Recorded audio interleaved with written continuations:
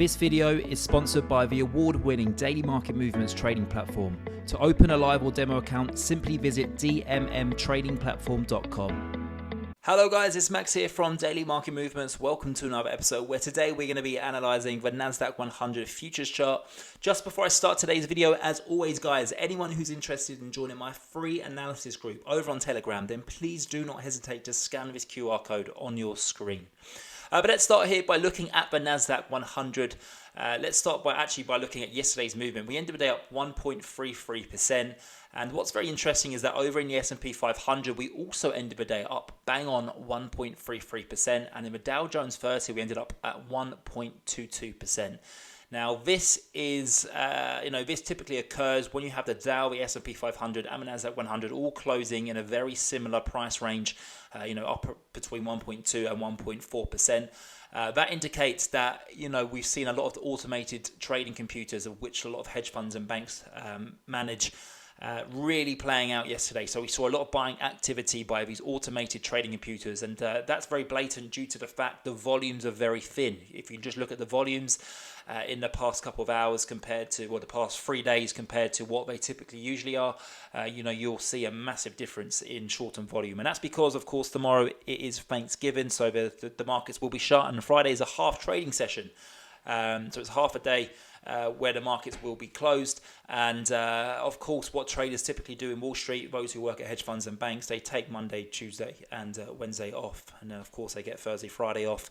And then they get to benefit from a longer holiday because, of course, they get the weekends on either side as well. So, by taking 3 days off, you get a nice big long holiday where you can fly away with your family.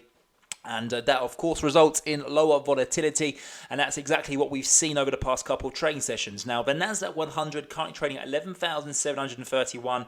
It's getting quite interesting here. I do anticipate a move higher here. I really do favour this uptrend to continue in the coming trading sessions. I think the next target is that 12,086 area. That's where the swing high was last week. But I think that we can even break above that and go testing the 12,500 area.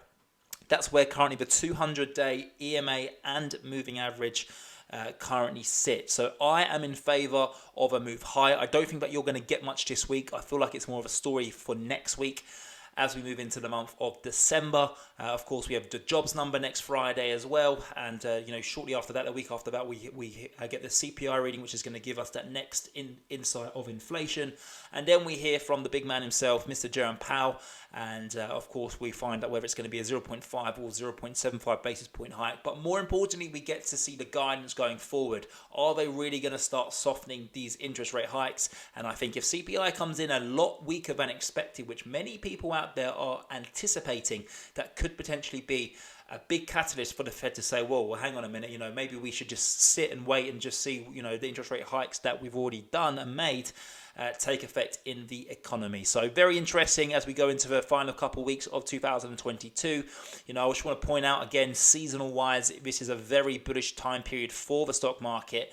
And, you typically do get something called the Santa Claus rally as hedge fund managers and traders and bankers, etc. They all want to boost up their bonuses going into year end after a very strong quarter, which we have seen, of course, from October.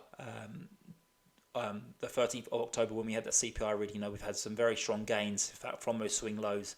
Let's just have a look from a percentage perspective. We're currently up at around 12%, and if we go up to that 200-day EMA, that would represent a 20% rally.